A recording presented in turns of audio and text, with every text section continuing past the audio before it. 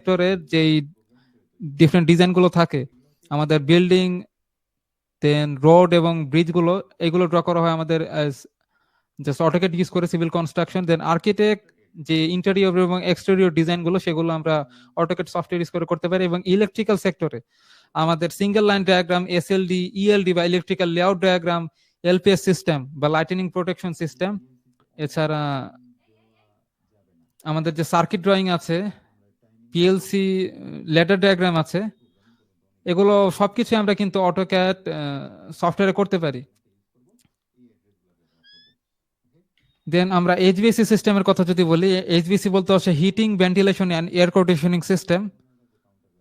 তো এগুলো আমরা ড্র করতে পারি বা এইচভিএসি প্ল্যান আমরা প্রিপেয়ার করতে পারি অটোক্যাড সফটওয়্যার ইউজ করে। দেন মেরিনের ক্ষেত্রে আমাদের বিভিন্ন জাহাজ বা শিপের লেআউট, হাল এবং ডেক, এগুলো ড্র করা যায় অটোক্যাডে। দেন আরো কিছু জব ফিল্ড আছে আমাদের প্রোডাক্ট ম্যানুফ্যাকচারিং, যে বিভিন্ন কোম্পানি আছে, অর্থাৎ যত ধরনের প্রোডাক্ট আমরা দেখতে পাচ্ছি যেগুলো একটা ম্যানুফ্যাকচারিং কোম্পানি থেকে ম্যানুফ্যাকচার হয়ে আসছে, সেই প্রোডাক্টের অবশ্যই কিন্তু একটা 3D মডেল ক্রিয়েট করা হয়েছিল এবং সেই 3D মডেলগুলো ক্রিয়েট করা হয় অটোক্যাড সফটওয়্যারে। দেন ফায়ার সিস্টেম ডিজাইনিং এর কথা যদি আমরা বলি, আমাদের প্রত্যেকটা যে ইন্ডাস্ট্রি আছে সেখানে কিন্তু এই অ্যানাউন্সমেন্ট, মানে এইরকম একটা নোটিশ সব জায়গায় থাকে যে সেফটি ফার্স্ট। অর্থাৎ এই সেফটি যদি আমরা এনশিওর না করি তাহলে যে কোনো লসের জন্য আমাদের প্রিপেয়ার থাকতে হয়। তো এমন ইম্পর্টেন্ট একটা পার্ট ফায়ার সিস্টেম ডিজাইন, এটা করা হয় আমাদের অটোক্যাডে। তো আমরা যে শুরুতে প্রোডাক্ট ম্যানুফ্যাকচারিং যে বিভিন্ন ডিফারেন্ট ডিজাইন আছে, এগুলো যে অটোক্যাডে করা হয়, এটা কিন্তু আমরা যে কোনো ডিপার্টমেন্টের স্টুডেন্টই করতে পারি। এটা যে ইঞ্জিনিয়ারিং ব্যাকগ্রাউন্ডের স্টুডেন্টরা করতে পারে ব্যাপারটা সেরকম না। প্রোডাক্ট ম্যানুফ্যাকচারিং যে ডিজাইন গুলো আছে, এগুলো যে কোনো ব্যাকগ্রাউন্ডের স্টুডেন্টরাই করতে পারে। তো আমি যে একটু আগে বলেছিলাম যে আমাদের ডিপার্টমেন্টাল ব্যারিয়ারটা ভেঙে ফেলি, আমরা যদি ইঞ্জিনিয়ারিং ব্যাকগ্রাউন্ডের নাও হয়ে থাকি তাহলে অটোক্যাড ডিজাইনিং শিখে প্রোডাক্ট ডিজাইন বলতে যেমন আমাদের ফার্নিচার ডিজাইন আছে, বিভিন্ন ভালো ব্র্যান্ডের যেই ফার্নিচার গুলো আছে বা ফার্নিচার যে ভালো কোম্পানিগুলো আছে, তারা কিন্তু ডিজাইনারদেরকে দিয়ে জাস্ট ফার্নিচার ডিজাইন করে থাকে। তো সেগুলো আমরা করতে পারবো অটোক্যাড যদি আমরা শিখতে পারি। দেন এমইপি সিস্টেমের ক্ষেত্রে, যা mechanical, electrical and plumbing system, এটা সম্পর্কে সামনের স্লাইডে বিস্তারিত আলোচনা আছে। তো এখানে আমাদের মেইন ফোকাস থাকতে পারে, অর্থাৎ ডিফারেন্ট টেকনিক্যাল ইঞ্জিনিয়াররা এই সেক্টরটাতে বেশি কাজ করে থাকেন। তো এগুলো আমাদের অটোক্যাডে করা যায়। যদিও বা এই ডিজাইনিং গুলো অটোক্যাড ছাড়াও আরো বেশ কিছু সফটওয়্যার অ্যাভেলেবেল আছে যেগুলো ইউজ করে আমরা করতে পারি, বাট অটোক্যাড এটা সবচেয়ে বেশি জনপ্রিয়, অনেক বেশি পপুলার, অনেক বেশি ফ্লেক্সিবল, যে কারণে আমরা অটোক্যাডটা ইউজ করতে আমরা স্টার্ট করছি অটোক্যাড দিয়ে। দেন আমরা তো দেখতেই পাচ্ছি যে আমাদের এই জব ফিল্ডে কত ধরনের অপরচুনিটি আমাদের জন্য অপেক্ষা করছে। তো আমরা কি এই অপরচুনিটি গুলো জানার পরেও আবার এক্সাইটেড বা আগ্রহী আমাদের অটোক্যাড শেখার জন্য? তো এই জব ফিল্ড গুলো বা এই অপরচুনিটি গুলো জানার পর আপনাদের কি ডিজাইনিং শেখার আগ্রহ কি বেড়েছে না কমেছে? একটু রিপ্লাই করবেন। আগের থেকে কি আপনাদের ডিজাইনিং শেখার আগ্রহ বেড়ে গেছে? আশা করছি সামনে আরো বাড়বে। দেন ফাংশন অফ এমইপি, আমরা যে বলেছিলাম যে এই যে এমইপি বা মেকানিক্যাল, ইলেকট্রিক্যাল এবং প্লাম্বিং সিস্টেম, এটা হচ্ছে আমাদের টেকনিক্যাল ইঞ্জিনিয়ারের যে টেকনিক্যাল পার্টটুকু যেটা করে থাকে কমপ্লিট, সেটা এখানে মেকানিক্যাল এবং ইলেকট্রিক্যাল ইঞ্জিনিয়ার, উভয় ইঞ্জিনিয়ার এখানে কাজ করতে পারে। তো এমইপি এর ফুল মিনিং হচ্ছে mechanical, electrical and plumbing system. এখানে আমাদের আছে হচ্ছে মেকানিক্যাল সেক্টরে আছে এইচভিএসি ডিজাইন বা heating, ventilation and air conditioning system.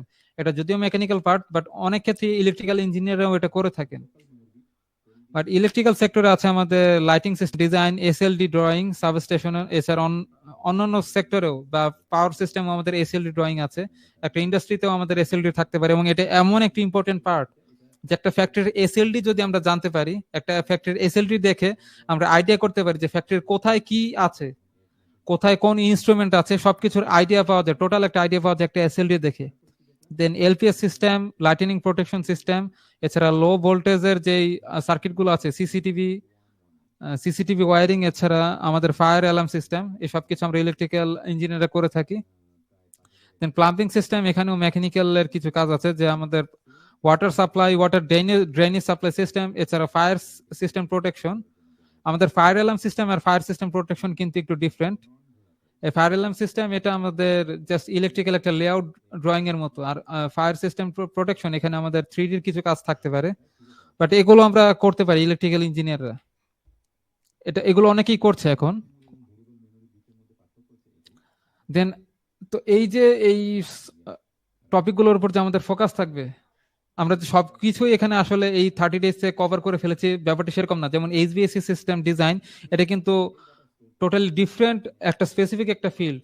এটা সম্পর্কে আমাদের 30 ডেজে কোনো আলোচনা যদিও থাকবে না, বাট আপনারা যখন এই 30 ডেজ মাস্টার ক্লাসে অটোক্যাড সম্পর্কে, ডিজাইনিং সম্পর্কে যখন আইডিয়া পেয়ে যাবেন, তখন জাস্ট এইচভিএসি ডিজাইন কিভাবে করতে হয়, কিভাবে এটা শিখবেন, সেই সম্পর্কে আইডিয়া কিন্তু অটোমেটিক আপনাদের নিজের থেকে জাস্ট বিল্ড আপ হয়ে যাবে। বা আপনারা যখন অটোক্যাডে যখন এক্সপার্ট হয়ে যাবেন, তখন আপনারা নিজ থেকে এইচভিএসি সিস্টেম নিজেরাই শিখে নিতে পারবেন, যেহেতু অনলাইনে অনেক রিসোর্স অ্যাভেলেবেল আছে।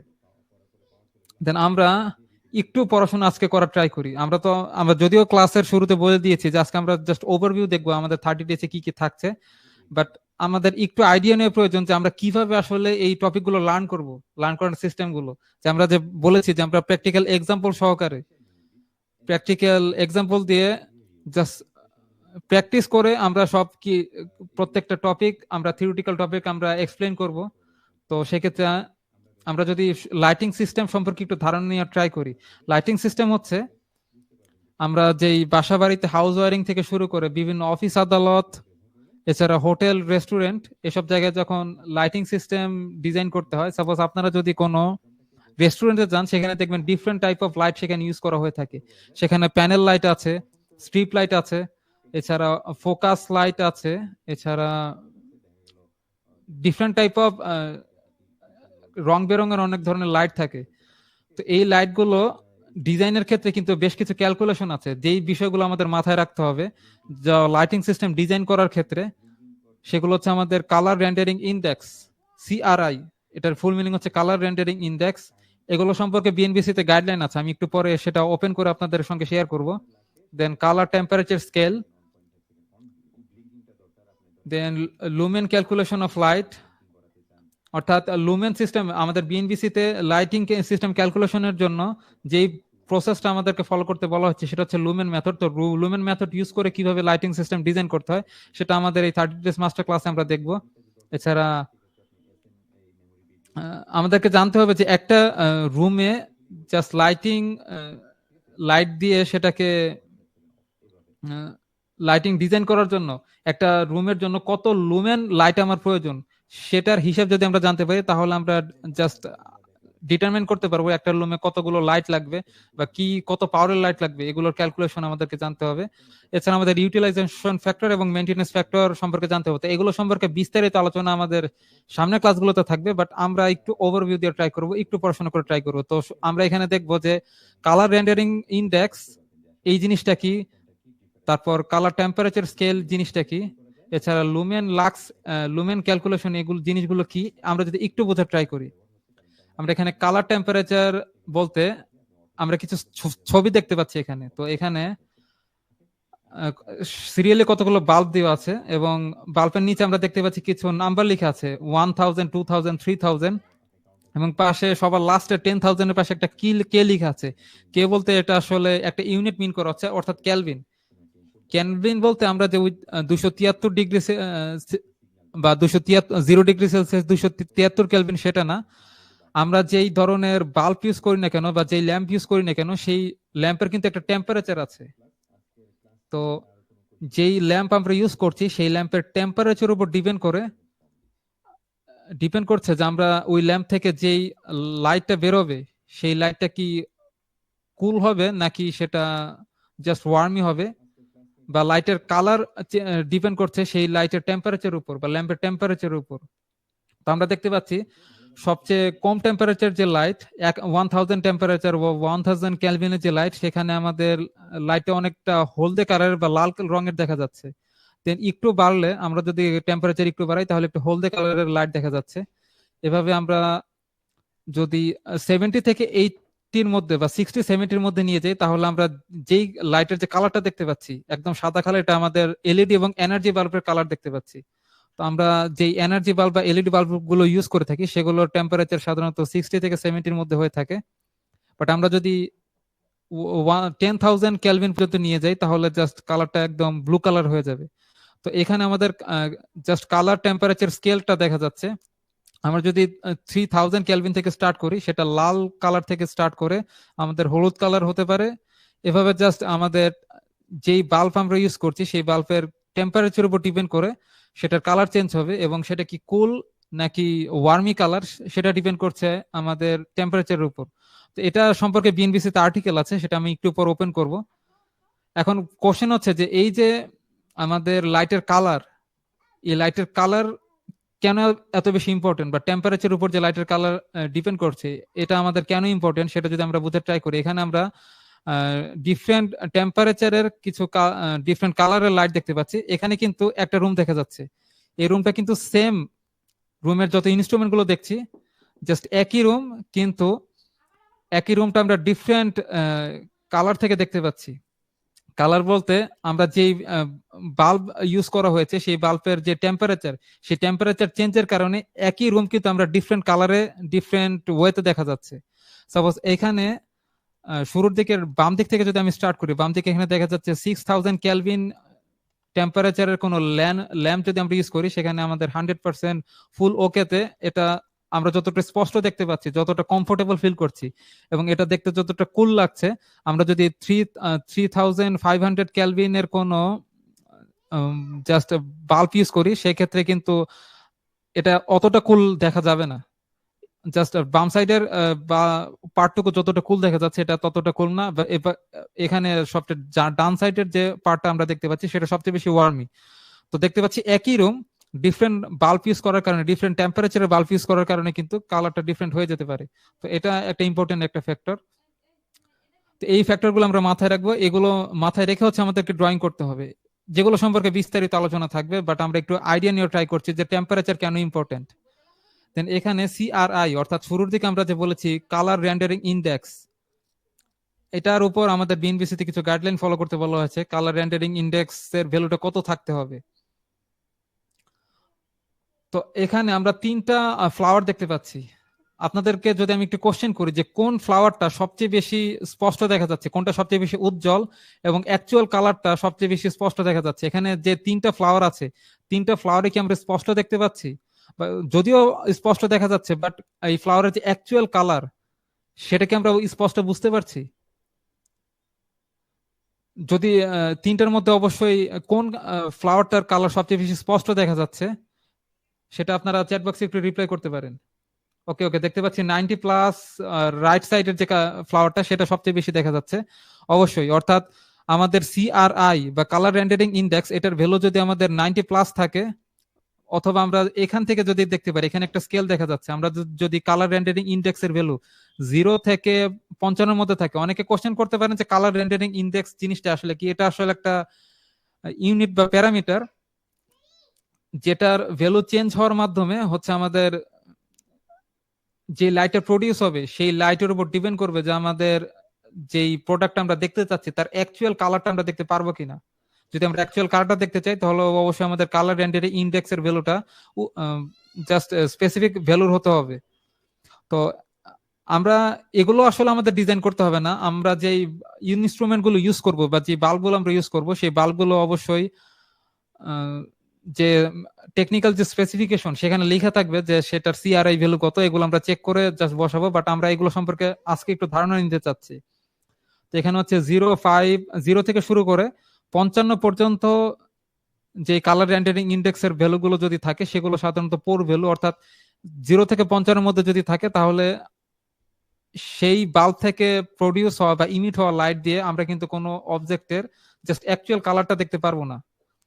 বাট 60 থেকে 85 এর মধ্যে যেই ভ্যালুগুলো থাকে বা কালার রেন্ডারিং ইন্ডেক্স ভ্যালু যদি 60 থেকে 85 এর মধ্যে থাকে তাহলে আমরা মোটামুটি ভালো একটা কালার দেখতে পাবো, এবং এক্সেলেন্ট দেখা যাবে 90 থেকে 100 এর মধ্যে। বাট আমাদের একদম 100 পর্যন্ত চলে না যাওয়াই বেটার, কারণ একদম 100 পর্যন্ত গেলে আবার পুরো অবজেক্টটার অ্যাকচুয়াল কালার দেখা যায় না, পুরোটা সাদা দেখা যায়, যেমন এখানে পুরোপুরি সাদা হয়ে গেছে।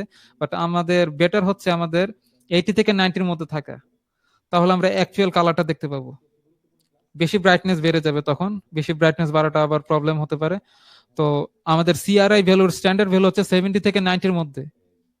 70 থেকে 90-র মধ্যে যদি রাখি তাহলে সেটা আমাদের জন্য standard. Then reflection of light, এটা আমাদেরকে একটু কনসিডারেশনে রাখতে হবে। তো প্রথমে আমরা দেখতে পাচ্ছি একটা ব্ল্যাক সারফেসে যদি আমাদের হোয়াইট লাইট এখানে যদি ইনসিডেন্ট হয়, যদি আমরা ব্ল্যাক একটা সারফেসের মধ্যে হোয়াইট লাইট এখানে জাস্ট অ্যাপ্লাই করি, তাহলে কিন্তু এখানে কোনো রিফ্লেকশন দেখা যাচ্ছে না। অর্থাৎ আমরা কি কালারের লাইট ইউজ করব, লাইটিং সিস্টেমের ক্ষেত্রে আমরা different type of colour use করতে পারি। তো আমরা কি কালারের লাইট ইউজ করব সেটা কিন্তু ডিপেন্ড করছে আমাদের রুমের পেইন্টিং এর উপর। কি কালারের পেইন্টিং থাকবে এটার উপর ডিপেন্ড করে কিন্তু আমরা লাইটিং সিস্টেম সিলেকশন করব। অর্থাৎ আমরা জানি যে কোন ধরনের কালার পেইন্টিং এর উপর কি লাইট ইউজ করলে জাস্ট লাইট গুলো জাস্ট উজ্জ্বল আলোয় জ্বলবে। লাইটের উজ্জ্বলতা বা আলোর উজ্জ্বলতা তত বেশি হবে যত আমাদের রিফ্লেকশন বেশি হবে। জাস্ট আমরা তো অবশ্যই এটা জানি যে সায়েন্সের স্টুডেন্ট আশা করছি সবাই, যে যখন আমরা কোনো অবজেক্ট তখনই দেখতে পাই যখন কোনো একটা অবজেক্টের উপর লাইট পরে রিফ্লেক্ট হয়ে বা প্রতিফলিত হয়ে আমাদের চোখে পড়ে। তো আমরা যা কিছু দেখতে পাবো রুমের ভিতর সবকিছু তো রিফ্লেক্টেড হয়ে আসবে। তো আমাদের যদি লাইটিং সিস্টেম যদি ভালো মানের করতে চাই বা লাইটিং সিস্টেম যদি ভালো হতে হয় তাহলে অবশ্যই রিফ্লেকশনটা আমাদের বেশি হতে হবে। তো আমরা যদি একটা ব্ল্যাক সারফেস এর উপর যদি আমরা হোয়াইট লাইট প্লেস করি, শুধু হোয়াইট লাইট না, যে কোনো কালারের লাইটে যদি আমরা প্লেস করি ব্ল্যাক সারফেসের উপর, তাহলে কিন্তু রিফ্লেকশন সেক্ষেত্রে ব্ল্যাক হচ্ছে আমাদের এমন একটা সারফেস যেটা সব ধরনের লাইট অ্যাবজর্ব করে নেয়, কোনো লাইট রিফ্লেক্ট করে না। তো সেক্ষেত্রে রুমটা কিন্তু অন্ধকার দেখা যাবে। তো কোনো কালো জিনিসের উপর যতই লাইট পড়ুক না কেন সেই ক্ষেত্রে লাইটের রিফ্লেকশন হবে না এবং অন্ধকার অন্ধকার লাগবে রুমের মধ্যে, জাস্ট ডার্কনেস দেখা যাবে। বাট যদি রুমটার পেইন্টিং যদি হোয়াইট কালারের হয়ে থাকে তাহলে যে কোনো লাইটে আমরা এখানে ইনসার্ট করি না কেন, যে কোনো লাইটই সেখানে ইনসিডেন্স হোক না কেন, প্রত্যেকটা লাইটই কিন্তু আমাদের রিফ্লেক্ট হতে পারে। অর্থাৎ আমরা যে কোনো লাইট রিফ্লেকশনের জন্য আমাদের বেটার হচ্ছে হোয়াইট কালারের পেইন্টিং। বাট সেক্ষেত্রে আমাদের যদি রেড কালারের কোনো বাল্ব বা স্পেসিফিক কোনো কালারের বাল্ব যদি আমরা ইউজ করি, সেই বাল্বটা রিফ্লেক্ট হবে কি হবে না সেটা ডিপেন্ড করছে ওটার কালারের উপর। তো এই আমরা কোন কালারের পেইন্টিং ইউজ করছি এবং কি কালারের বাল্ব ইউজ করছি সেটা অবশ্যই আমরা কনসিডারেশনে রাখবো। Then calculation of lumen method, এখানে আমরা যখন ক্যালকুলেট করতে যাব যে একটা রুমের জন্য কতগুলো লাইট প্রয়োজন পড়বে, তখন আমরা জাস্ট লুমেন মেথড ইউজ করে করব, যে এই মেথডটা ইউজ করতে বলা হচ্ছে আমাদের বিএনবিসি তে। আমি একটু পরে বিএনবিসি পিডিএফ ফাইলটা ওপেন করছি আপনাদের সামনে। বাট এখানে একটা ফর্মুলা দেখা যাচ্ছে, সেটা হচ্ছে n equal to E multiply A F multiply UF, অর্থাৎ আমাদের ইউটিলাইজেশন ফ্যাক্টর এবং এম এফ মেইনটেনেন্স ফ্যাক্টর। তো এখানে এন হচ্ছে আমাদের নাম্বার অফ লাইট, অর্থাৎ একটা রুমের মধ্যে কতগুলো লাইট ইউজ করতে হবে সেটা ডিটারমাইন যদি আমরা করতে চাই সেটা ডিটারমাইন করা যাবে জাস্ট এই ফর্মুলা ইউজ করে। এবং এন ইকুয়াল টু ই বলতে যেটা মিন করা হচ্ছে রিকোয়ার্ড অফ লাক্স, অর্থাৎ একটা রুমের জন্য কত লাক্স লাইটের প্রয়োজন। লাক্স জিনিসটা কি সেটা আমি একটু পরেই এক্সপ্লেন করছি। এবং এরিয়া বলতে মিন করা হচ্ছে যে একটা রুমের ভিতরে কত, জাস্ট দৈর্ঘ্য প্রস্থ ক্যালকুলেট করে, যদি রেক্টেঙ্গুলার রুম হয় তাহলে দৈর্ঘ্য প্রস্থ ক্যালকুলেট করে কিন্তু আমরা এরিয়া ক্যালকুলেট করে ফেলতে পারি। এরিয়া কি আমরা সবাই বুঝি, অর্থাৎ ই এর সঙ্গে আমরা এরিয়া মাল্টিপ্লাই করব। এফ বলতে যেটা মিন করেছে lumen output of each light, অর্থাৎ একটা লাইট থেকে যে লাইটটা ইমিট হবে সেই লাইটের তো একটা ইউনিট আছে, আমরা যারা 19-এ পড়াশোনা করছি লাইটের ইউনিট হচ্ছে লুমেন। তো জাস্ট প্রতি ওয়াটে কত লুমেন আউটপুট পাওয়া যাবে বা লাইটের আউটপুটের লাইট থেকে যে লাইট ইমিট হচ্ছে সেই লাইটের মেজারমেন্ট আমরা লুমেন ইউনিটে করছি। তো কত লুমেন লাইট ইমিট হচ্ছে সেটা হচ্ছে আমরা এফ দিয়ে ইন্ডিকেট করছি। দেন ইউটিলাইজেশন ফ্যাক্টর মেইনটেনেন্স ফ্যাক্টর আমরা সামনের ক্লাসগুলোতে এক্সপ্লেন করবো, এটার উপর আমরা ডিটেইলস আজকে যাব না। তো এই দুটো যদি আমরা একটু এক্সপ্লেন করা, এই তিনটা যদি আমরা এক্সপ্লেন করা ট্রাই করি তাহলে আমরা একটু বিএনবিসি বইতে ফেরত চলে যাই। এখানে আমরা বিএনবিসি বইটা যদি ওপেন করি, এখানে আমরা দেখতে পাচ্ছি যে lighting illumination lighting system design সম্পর্কে গাইডলাইন দেওয়া হচ্ছে। এটা কিন্তু আমাদের বিএনবিসি বই, আমরা দেখতে পাচ্ছি বাংলাদেশ গ্যাজেট 2021 11 ফেব্রুয়ারি। এটা হচ্ছে আমাদের বিএনবিসি বইয়ের ইলেকট্রিক্যাল পার্টের পিডিএফ ভার্সন। তো এখান থেকে আমরা কিন্তু দেখতে পাচ্ছি যে আমাদের কালার টেম্পারেচারের উপর একটা টেবিল এখানে দেওয়া আছে যে কালার টেম্পারেচার যদি আমাদের কম হয়ে থাকে তাহলে আমাদের সেই বাল্ব থেকে যে লাইট ইনক্রিজ হবে বা ইমিট হবে সেটা হচ্ছে ওয়ার্ম হবে। তো আমরা কোথায় কখন ওয়ার্ম, ইন্টারমিডিয়েট এবং কুল লাইট ইউজ করব সেটার একটা গাইডলাইন এখানে দেওয়া আছে। এখানে কিছু লাক্সের ভ্যালু। বাট আমরা যদি এই জিনিসটা একটু ফোকাস করি যে ল্যাম্প কালার রেন্ডারিং গ্রুপ, এখানে আমাকে বলে দেওয়া হয়েছে যে কত সিআরআই ভ্যালু। আমরা যে স্লাইডে দেখেছিলাম কালার রেন্ডারিং ইন্ডেক্স, এখানে যে সিআরআই ভ্যালু আমরা দেখেছিলাম যে স্ট্যান্ডার্ড হচ্ছে আমাদের 70 থেকে 90 এর মধ্যে। জাস্ট কালার রেন্ডারিং ইন্ডেক্স এর একটা ভ্যালু 70 থেকে 90 এর মধ্যে। তো এটা যদি আমাদের বিএনবিসি তে যে গাইডলাইন বলা আছে সেটা হচ্ছে আমাদের 85 থেকে কালার রেন্ডারিং ইন্ডেক্স এর ভ্যালু 85 থেকে বেশি হবে। 85 থেকে বেশি যদি ইউজ করি এবং সেখানকার যে কালার টেম্পারেচার 85 থেকে বেশি ইউজ করার জন্য রিকমেন্ড করা হয়েছে। এবং আমরা যদি টেক্সটাইল ইন্ডাস্ট্রি এবং পেইন্টিং এবং প্রিন্টিং ইন্ডাস্ট্রি যেগুলো আছে সেগুলোতে আমরা যদি বাল্ব ইউজ করতে যাই তাহলে সেখানে আমাদের কুল টেম্পারেচারের কিছু বাল্ব ইউজ করতে হবে। অর্থাৎ সেগুলোর ক্যালভিনের ভ্যালু, যে বাল্বগুলো ইউজ করব সেগুলোর ক্যালভিনের ভ্যালু আমাদের 900 থেকে বা 800 বা 900 থেকে বেশি হতে হবে, বা 600 ক্যালভিন থেকে 6000 ক্যালভিন থেকে বেশি হতে হবে। এবং আমাদের যে শপ এবং হসপিটাল গুলো আছে সেগুলোতে আমাদের ইন্টারমিডিয়েট লেভেল, বা আমরা যদি এখান থেকে যেই লাইটিং ইফেক্ট অফ টেম্পারেচার দেখেছিলাম এটা হচ্ছে আমাদের কুল টেম্পারেচারের লাইট, এটা হচ্ছে আমাদের ইন্টারমিডিয়েট টেম্পারেচার লাইট, আর এটা হচ্ছে আমাদের ওয়ার্ম টেম্পারেচারের লাইট। তো এটা আমাদের যদি কুল টেম্পারেচার রাখতে চাই তাহলে ক্যালভিন হতে হবে হচ্ছে 6000 ক্যালভিন, এবং 3500 ক্যালভিন হচ্ছে আমাদের ইন্টারমিডিয়েট, এবং 2450 ক্যালভিন টেম্পারেচার থাকবে হচ্ছে আমাদের জাস্ট ওয়ার্ম টেম্পারেচারের জন্য। তো এখানে আমাদের বিএনবিসি তে গাইডলাইনে বলা হচ্ছে যে আমরা টেক্সটাইল ইন্ডাস্ট্রি এবং পেইন্ট ইন্ডাস্ট্রিতে আমরা কুল টেম্পারেচারের লাইট ইউজ করবো, এবং rendering colour rendering index use করতে হবে 85 থেকে হাই উপরে, 85 থেকে বেশি ভ্যালু আমরা নিব। এছাড়া আমরা যদি অফিস, স্কুল এবং ডিপার্টমেন্টাল স্টোর গুলোতে বাল্ব ইউজ করতে চাই সেক্ষেত্রে আমাদের কালার রেন্ডারিং ইন্ডেক্সের ভ্যালু থাকবে 70 থেকে উপরে, 85 এর মাঝখানে। অর্থাৎ 70 থেকে 85 এর ভিতরে হচ্ছে আমরা কালার রেন্ডারিং ইন্ডেক্স ইউজ করব। এবং সেখানে আমরা ইন্টারমিডিয়েট টাইপের জাস্ট টেম্পারেচার ইউজ করব, এমন কিছু বাল্ব ইউজ করব যেটা টেম্পারেচার হচ্ছে ইন্টারমিডিয়েট টাইপের। দেন আমরা দেখতে পাচ্ছি 40 থেকে 70 আমরা যদি কিছু interior where colour rendering is of comparatively minor importance, যেখানে আসলে আমাদের কালার রেন্ডারিং খুব বেশি ইম্পর্টেন্ট না এরকম কিছু প্রতিষ্ঠানে যদি আমরা লাইটিং সিস্টেম ডিজাইন করতে যাই, এটা সম্ভবত নাইট ক্লাব এরকম কিছু হতে পারে যেখানে হচ্ছে অন্ধকার সিস্টেম ক্রিয়েট করে জাস্ট, আমি হয়তো আপনারা হয়তো বুঝতেই পারছেন ডিজে লাইট যেগুলো ইউজ করা থাকে, তো সেখানে আমাদের কালার রেন্ডারিং ইন্ডেক্সের ভ্যালু 40 থেকে 70 মধ্যে রাখলেই চলবে। তো এখানে কিছু গাইডলাইন ইউজ করতে বলা হয়েছিল যে আমরা কালার রেন্ডারিং ইন্ডেক্স কত থাকবে এবং কোথায় আমরা কত টেম্পারেচারের বা কি টাইপের কুল, ইন্টারমিডিয়েট নাকি ওয়ার্ম টেম্পারেচারের বাল্ব ইউজ করব। তো এটা আমরা দেখলাম। দেন এখানে আমরা দেখতে পাচ্ছি রিফ্লেকশন ফ্যাক্টর, অর্থাৎ আমরা দেখতে পাচ্ছি ফ্ল্যাট হোয়াইট কালারের যে বাল্বগুলো থাকে বা লাইটগুলো থাকে সেখানে রিফ্লেকশন ফ্যাক্টর সব থেকে বেশি থাকে। বাট এখানে কোন কালারের লাইটে কি ধরনের রিফ্লেকশন ফ্যাক্টরটা কত বেশি থাকে সেটা আমরা এখানে দেখতে পাচ্ছি। তো আমরা দেখতে পাচ্ছি হোয়াইট কালার রিফ্লেকশন ফ্যাক্টর সবচেয়ে বেশি।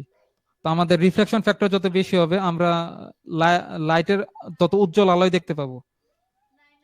দেন এখান থেকে আমরা দেখতে পাচ্ছি যে আমাদের লাক্স বা লুমেনের ভ্যালুটা, তো আমরা স্লাইডে যে দেখেছিলাম শুরুতে আমরা এখানে যে ইটা দেখতে পাচ্ছি, ই হচ্ছে রিকোয়ার্ড লাক্স লেভেল, অর্থাৎ আমরা যে রুমে লাইটিং সিস্টেম ডিজাইন করব সেই রুমের জন্য কত লাক্স লাইটের প্রয়োজন, জাস্ট লাইটের ইন্টেন্সিটিটা কত হবে সেটার তার তো একটা মেজারমেন্ট আছে। আপনারা কি বুঝতে পারছেন সবকিছু? একটু রেসপন্স করবেন। এতক্ষণ পর্যন্ত যে আলোচনা হলো কারো কি কোনো কনফিউশন আছে? একটু ফিডব্যাক নিয়ে নিচ্ছি আমি। এতক্ষণ পর্যন্ত যে আলোচনা করলাম, আপনাদের কোনো কনফিউশন আছে?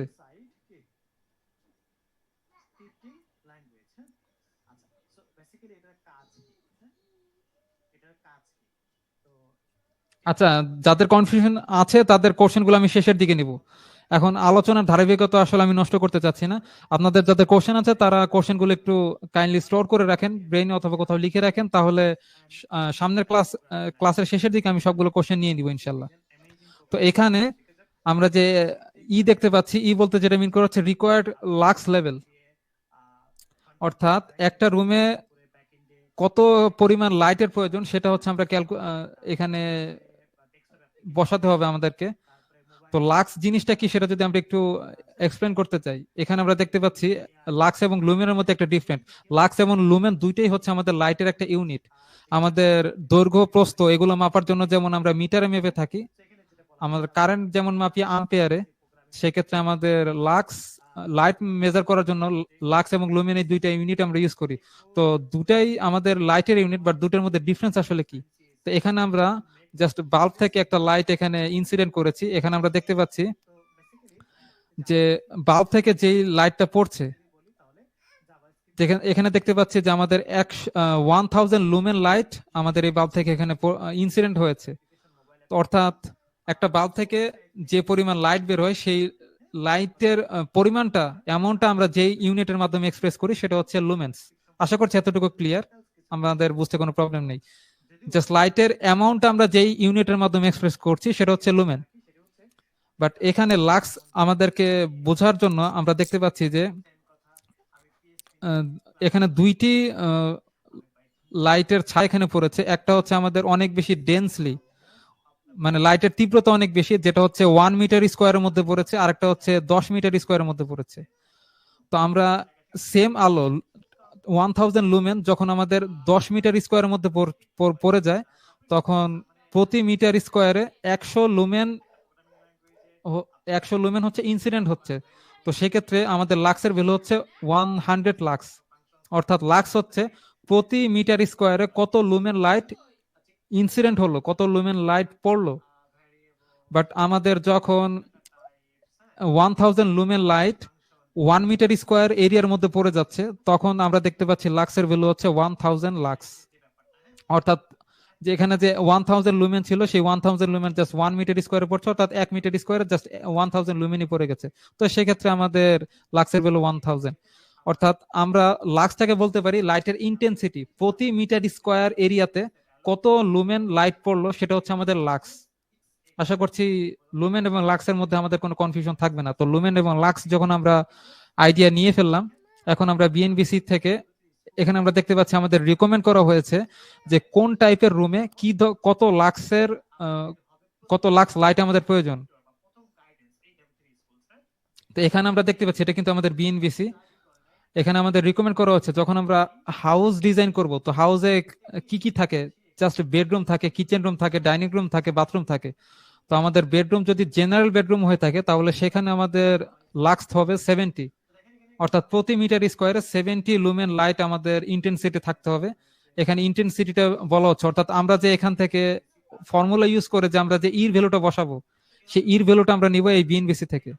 বিএনবিসিতে বলা হচ্ছে যে আমাদের লাইটের ইন্টেন্সিটি থাকতে হবে, যদি আমরা বেডরুম জেনারেল বেডরুম হয় সেটা হবে 70 লাক্স।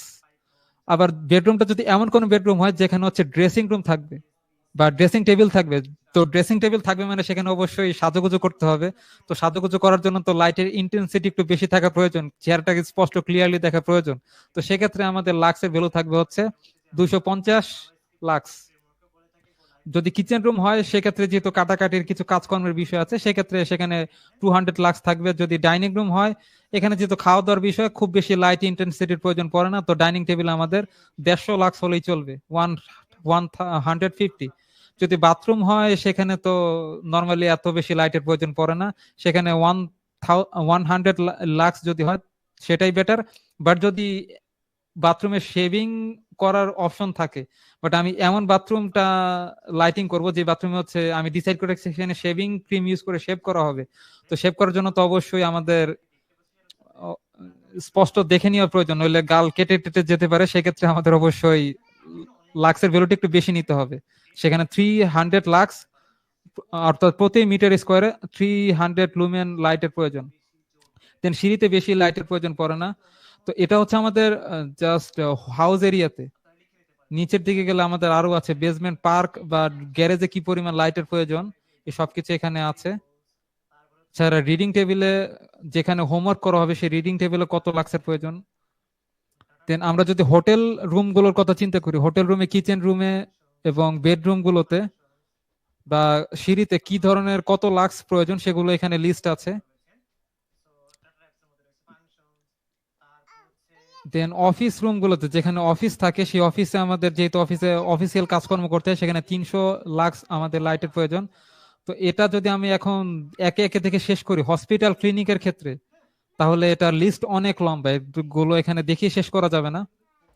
তো আমরা যখন যেই সিস্টেম ডিজাইন করব, এখানে দেখতে পাচ্ছি অটোমোবাইল সার্ভিস, এছাড়া বেকারিজ, এছাড়া এয়ারপোর্টের অফিস আদালত, বুক এয়ারপোর্ট, ব্যাংক, এছাড়া বুক বিল্ডিং, জুয়েলারিস, এছাড়া শপ স্টোর, টেলিফোন এক্সচেঞ্জ। এটা যদি আমরা লিস্টটা দেখে ট্রাই করি, লিস্টটা আসলে অনেক লম্বা, প্রত্যেকটা জিনিস এভাবে ধরে ধরে এক্সপ্লেইন করার তেমন প্রয়োজনও নেই, আসলে করাও আমাদের সময় নষ্ট। এখানে একটা সিম্পল হিসাব, জাস্ট কোন টাইপের রুমে কি টাইপ লাক্সের ভ্যালুটা কত থাকবে সেটা আমাদের বিএনবিসি তে এক্সপ্লেইন করে দেওয়া হয়েছে। তো আমরা যখন লাইটিং সিস্টেম ডিজাইন করব তখন জাস্ট এখান থেকে এগুলো সবকিছু তো অবশ্যই মনে রাখা, মুখস্থ করা আমাদের পক্ষে পসিবল না। আমরা এই লিস্টটা থেকে দেখে চেক করে নিব যে, তবে যেই ডিজাইন গুলো আমাদের র্যান্ডমলি করতে হয়, সাপোজ বাসা বাড়ির ওয়ারিং যেগুলো আমরা ফ্রিকোয়েন্টলি করে থাকি সেগুলো আমাদের করতে করতে অবশ্যই মুখস্থ হয়ে যাবে। তো এই লম্বা লিস্টটা আমরা জাস্ট বিএনবিসি থেকে দেখে, যখন আমরা ডিজাইন করব বিএনবিসি থেকে দেখে চেক করে আমরা বসিয়ে দিব। তো এটা হচ্ছে আমাদের ইয়ের ভ্যালু, যেটা আমরা বিএনবিসি থেকে পেয়ে যাব। এরিয়া অবশ্যই আমরা দৈর্ঘ্য প্রস্থ ক্যালকুলেট করে এরিয়াটা মেজার করে ফেলবো। Then lumen, lumen output of light, অর্থাৎ যে লাইট আমরা ইউজ করব, আমরা তো এটা জেনে নিলাম বিএনবিসি বই থেকে যে কত লাইটের ইন্টেন্সিটি কত প্রয়োজন আমাদের। জাস্ট একটা রুমে সেই রুমের প্রয়োজনীয়তা অনুসারে সেটাকে আলোকিত করার জন্য কত লুমেন লাক্সের প্রয়োজন। এখন যেই বাল্বগুলো আমরা ইউজ করব সেই বাল্বগুলো থেকে কত লুমেন লাইট ইমিট হচ্ছে সেটাও তো আমাদের জানতে হবে। তো এটা হচ্ছে আমরা যদি কোনো স্পেসিফিকেশন দেখা ট্রাই করি, সাপোজ আমরা যদি ওয়ালটন ব্র্যান্ডের যে বাল্বগুলো আছে সেখান থেকে একটা বাল্বের স্পেসিফিক কিছু স্পেসিফিকেশন দেখা ট্রাই করি। আমরা যাচ্ছি বুকমার্কসে।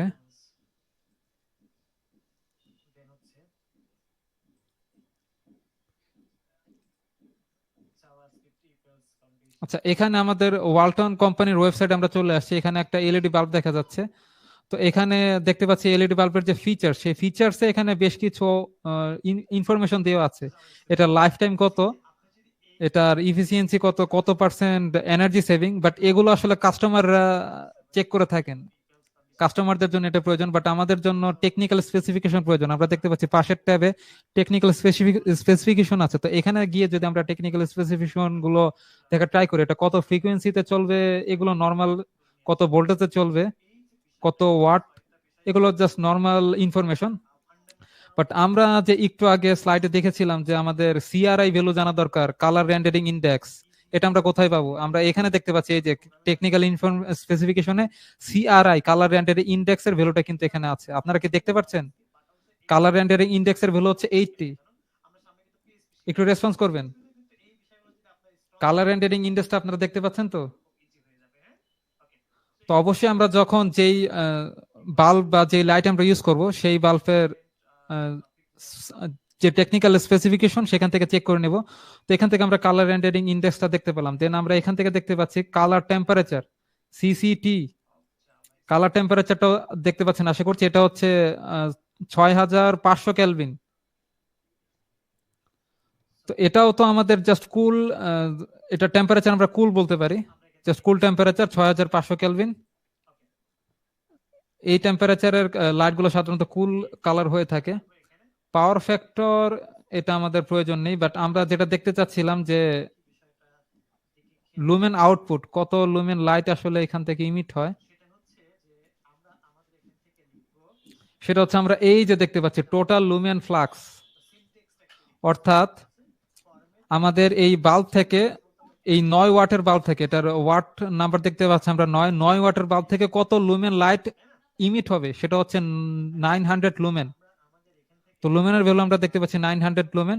এবং এখান থেকে আমরা আরেকটা জিনিস ক্যালকুলেট করে বের করতে পারি যে 9 ওয়াটের বাল্ব থেকে যদি আমাদের 900 লুমেন লাইট ইমিট হয়, তাহলে প্রতি ওয়াটের জন্য, অর্থাৎ 1 ওয়াটের জন্য কত লুমেন লাইট বের হবে, সেটা হচ্ছে 100 লুমেন। তো এখানে আমরা দেখতে পাচ্ছি ইফিসিয়েন্সি দেওয়া আছে 100 লুমেন পার ওয়াট, অর্থাৎ প্রতি ওয়াট থেকে আমাদের 900 লুমেন লাইট বের হচ্ছে। তো এখান থেকে আমরা বুঝতে পারলাম যে আমরা যদি কোনো একটি বাল্বের টেকনিক্যাল স্পেসিফিকেশন গুলো দেখি, তাহলে এখান থেকে আমরা পেয়ে যাব সিআরআই ভ্যালু, কালার টেম্পারেচার জানতে পারবো। এছাড়া আমরা টোটাল লুমেনিয়াস ফ্লাক্স, অর্থাৎ কত লুমেন ভ্যালু, সেটা আমরা জানতে পারবো। তো এটা হচ্ছে আমাদের এফ এর ভ্যালু, কত লুমেন লাইট আসছে। তো আমরা যদি আমাদের সূত্রে ফিরে যে এখানে যে আমরা এফ যে ভ্যালুটা বসাবো, এফ হচ্ছে আমাদের lumen output of each light. তো লাইটের যে লুমেন আউটপুট সেটা কোথা থেকে পাবো আমরা তো সবাই দেখলাম, আমরা সুতরাং জেনে গেছি আমরা ই এর ভ্যালু কোথা থেকে পাবো, বিএনবিসি বই থেকে। এ হচ্ছে এরিয়া, জাস্ট আমরা রুমের এরিয়াটা ক্যালকুলেট করে নেব। দেন আমরা হচ্ছে এফ যে বা লুমেন আউটপুট লাইটের, সেটা আমরা টেকনিক্যাল স্পেসিফিকেশন থেকে দেখে নেব। দেন ইউটিলাইজেশন ফ্যাক্টর এবং মেইনটেনেন্স ফ্যাক্টর, এটা আমরা আজকে আলোচনা করতে যাচ্ছি না, এটার উপর আমাদের সামনে বিস্তারিত ক্লাস আছে। আজকে যেহেতু আমরা ওভারভিউ দিচ্ছি, জাস্ট আমরা একটু আপনাদেরকে বোঝানোর ট্রাই করছি যে আমাদের ক্লাসগুলো আসলে কিভাবে হবে। আমরা যে প্র্যাকটিক্যাল এক্সাম্পল সহকারে আমরা এই ক্লাসগুলো অর্গানাইজ করেছি, তো সে সম্পর্কে আমাদের জাস্ট লাইটিং সিস্টেমের উপর আমাদের বিস্তারিত ক্লাস আছে সামনে। আমরা যে প্রজেক্ট ড্রয়িং করব, তখন এই ইউটিলাইজেশন ফ্যাক্টর এবং মেইনটেনেন্স ফ্যাক্টর নিয়ে বিস্তারিত আলোচনা করব। তো এখন পর্যন্ত যা আলোচনা করা হলো, আপনারা কি ক্লিয়ার সবকিছু? মোটামুটি কি বুঝতে পারছেন? ওকে। দেন আমরা তো লাইটিং সিস্টেম ক্যালকুলেশন করলেও হবে না, আমাদের ইলেকট্রিক্যাল ড্রয়িং করতে গেলে কারেন্ট ক্যালকুলেশনের কিছু বিষয় আছে। ড্রয়িং করতে গেলে ইলেকট্রিক্যাল ড্রয়িং এর ক্ষেত্রে ক্যালকুলেশনটা অনেক বেশি ইম্পর্টেন্ট। তো আমরা কারেন্ট ক্যালকুলেশন আমরা সবাই করতে জানি, আমরা একটা ফর্মুলা জানি যে কারেন্ট যদি আমরা বের করতে যাই, সাপোজ একটু আগে যে আমরা বাল্বটা দেখলাম, দেখেছিলাম সেটা 9 ওয়াটের বাল্ব, কোথাও কিন্তু কারেন্ট রেটিং দেওয়া ছিল না। আমরা যখন সার্কিট ব্রেকার বা কেবল সিলেকশন করব ইলেকট্রিক্যাল ডিজাইন করতে গেলে, মোস্ট ইম্পর্টেন্ট হচ্ছে সার্কিট ব্রেকার, কেবল, এগুলো সিলেকশন করা। তো সেগুলো সিলেকশন করতে গেলে লোড ক্যালকুলেশনের পর আমাদেরকে কারেন্ট বের করতে হবে। বাট কারেন্ট বের করার ক্ষেত্রে আমাদের এই সূত্রটা আমরা সবাই জানি যে পাওয়ার যে ওয়াটে থাকে, পাওয়ার যখন ওয়াটে থাকে, যদি একটা সিঙ্গেল ফেজ একটা যদি ডিসি কোনো একটি ইনস্ট্রুমেন্ট আমরা ইউজ করি, তাহলে আমরা পাওয়ারকে ভোল্টেজ দিয়ে ডিভাইড করলে আমাদের কারেন্টটা বেরিয়ে আসে আইজিকাস টু পি বাই ভি। আইজিকাস টু যে পি বাই ভি, সেই ফর্মুলাটা আমরা সবাই জানতাম। বাট আমাদের কিছু প্রবলেম আছে যে যদি আমরা এটা তো ডিসি পাওয়ারের ক্ষেত্রে, যদি এসি পাওয়ার হয়ে থাকে, এসি পাওয়ারের ক্ষেত্রে পাওয়ার ফ্যাক্টর বলতে একটা টার্ম আছে। পাওয়ার ফ্যাক্টর হচ্ছে আমাদের কারেন্ট এবং ভোল্টেজের মধ্যে একটা ফেজ ডিফারেন্স। তো এই পাওয়ার ফ্যাক্টর যখন আমাদের আমরা যখন এসি কারেন্ট মেজার করব, তখন অবশ্যই আমাদেরকে ভোল্টেজের সঙ্গে পাওয়ার ফ্যাক্টর মাল্টিপ্লাই করতে হবে। এটা আমরা যারা কারেন্ট ক্যালকুলেট করতে পারি, এটা আমরা সবাই জানি। বাট যদি থ্রি ফেজ সিস্টেম হয়ে থাকে, এটা হচ্ছে আমাদের সিঙ্গেল ফেজের ক্ষেত্রে, যদি থ্রি ফেজ সিস্টেম হয় সেক্ষেত্রে আমাদের ভোল্টেজের সঙ্গে আরো √3 মাল্টিপ্লাই করতে হবে। দেন আমাদের এটা হচ্ছে আমাদের single phase three phase system AC সিস্টেমে, এবং এটা যদি আমাদের পাওয়ার রেটিংটা থাকে কিলো ওয়াটে। বাট আমাদের কিছু ইনস্ট্রুমেন্ট আছে যে যেমন ট্রান্সফরমার, পাওয়ার ট্রান্সফরমার, সেগুলো আমাদের কিন্তু কিলো ওয়াটে রেটিং করা থাকে না, সেগুলো কেভিএ তে থাকে, অর্থাৎ কিলো ভোল্টেজ আম্পিয়ার, যেখানে অ্যাকচুয়ালি পাওয়ার ফ্যাক্টরটা থাকে না। যেই রেটিং আমাদের পাওয়ার ফ্যাক্টর থাকে না, সেটা হচ্ছে আমাদের কিলো ভোল্টেজ আম্পিয়ার। তো সেক্ষেত্রে আমাদের যদি কেভিএ তে রেটিং দেওয়া থাকে কোনো পাওয়ার, সেক্ষেত্রে আমাদের জাস্ট পাওয়ার ফ্যাক্টর ভ্যালুটা বাদ যাবে। জাস্ট পাওয়ার ফ্যাক্টর ভ্যালুটা বাদ গিয়ে আমরা ভোল্টেজকে √3 দিয়ে মাল্টিপ্লাই করছি। এগুলো সব কমন সূত্র বা ইজি সূত্র, আমরা সবাই জানেন আশা করছি। বাট এগুলো কেন আমি দেখাচ্ছি, আমি একটু পরে এক্সপ্লেন করছি, আপনারা জেনে যাবেন।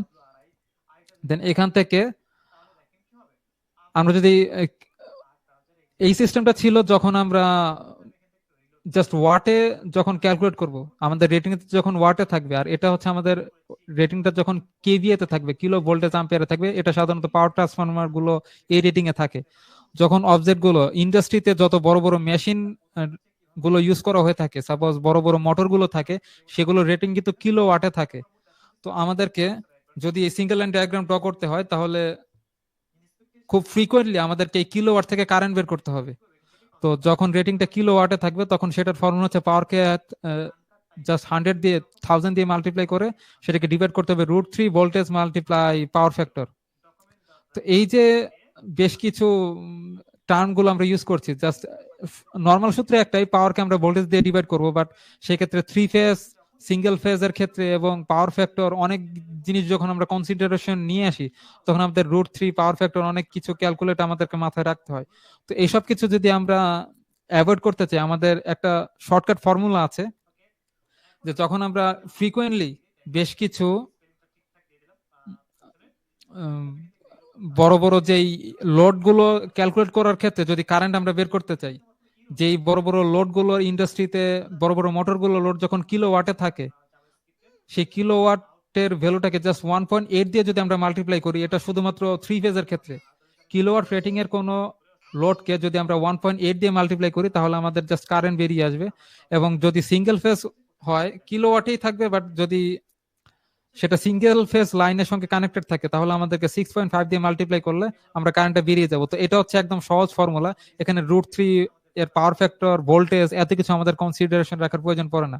জাস্ট আমরা যে পাওয়ার রেটিংটা আছে সেটাকে 1.8 এবং 5.6 দিয়ে মাল্টিপ্লাই করবো। আমরা যদি একটা ক্যালকুলেশন করে দেখি, যে আমরা ধরে নিচ্ছি 30 কিলো ওয়াটের একটা যে কোনো একটা মেশিন হতে পারে, 30 কিলো ওয়াটের একটা মেশিন, সেটাকে কত কারেন্ট ড্র করবে সেটা আমরা বের করতে চাচ্ছি। তো আমরা পাওয়ারের ভ্যালুটা 30 কিলো ওয়াট ধরে নিচ্ছি, তো এটাকে কিলো ওয়াট থেকে ওয়াটে কনভার্ট করতে হলে অবশ্যই 1000 দিয়ে মাল্টিপ্লাই করতে হবে। দেন যেহেতু 3 ফেজ সিস্টেম, 400 ভোল্টেজ দিয়ে মাল্টিপ্লাই করতে হবে, পাওয়ার ফ্যাক্টর মাল্টিপ্লাই করলাম, √3 দিয়ে মাল্টিপ্লাই করলাম। তো আমার ভ্যালু আসছে 54.126। আপনারা যদি ক্যালকুলেটর দিয়ে ইউজ করে চেক করে নিতে চান, নিতে পারেন, বাট অ্যাকচুয়াল ভ্যালুটা এটাই। বাট আমরা যদি এই যে এতগুলো ক্যালকুলেশন আমরা কনসিডারেশনে নিয়ে আসলাম, যে এটাকে 1000 দিয়ে মাল্টিপ্লাই করছি, √3 ভোল্টেজ দেন পাওয়ার ফ্যাক্টর, এত কিছু না করে আমরা যদি জাস্ট এই যে আমরা জানি যে 30 কিলোওয়াট, এই 30 কে যদি 1.8 দিয়ে মাল্টিপ্লাই করি, তাহলে আমাদের 54 অ্যাম্পিয়ার কারেন্ট বেরিয়ে আসছে। এক্সাক্ট একদম পয়েন্ট টু পয়েন্ট আকারে এটা বেরিয়ে আসবে না, বাট অ্যাপ্রক্সিমেটলি প্রায় কাছাকাছি ভ্যালু আমাদের চলে আসবে, যেটা আমরা যখন ফ্রিকোয়েন্টলি বারবার যখন লোড ক্যালকুলেশন করি, সেক্ষেত্রে আমাদের এটা প্রয়োজন পড়ে। আর আমরা যখন সার্কিট ব্রেকার কেবল এগুলো সিলেকশন করতে যাই, তখন কিন্তু আমাদের এক্সাক্ট অ্যাম্পিয়ার ভ্যালুটা প্রয়োজন পড়ে না, যে একদম 54.1626 একদম এরকম ক্যালকুলেট করতেই যে হবে এরকম কোনো সিস্টেম কিন্তু আসলে নেই। কারণ আমরা যখন কেবল সার্কিট ব্রেকার এগুলো সিলেকশন করি, তখন এক্সাক্ট অ্যাম্পিয়ার ভ্যালুটা, এক্সাক্ট অ্যাম্পিয়ারের ভ্যালু কিন্তু আমরা সিলেক্ট করি না, আমরা একটু বেশি নিয়ে থাকি। সাপোজ 54 অ্যাম্পিয়ারের সার্কিট ব্রেকার তো আসলে পাওয়া যায় না, আমাদেরকে 63 অ্যাম্পিয়ারের সার্কিট ব্রেকার নিতে হবে।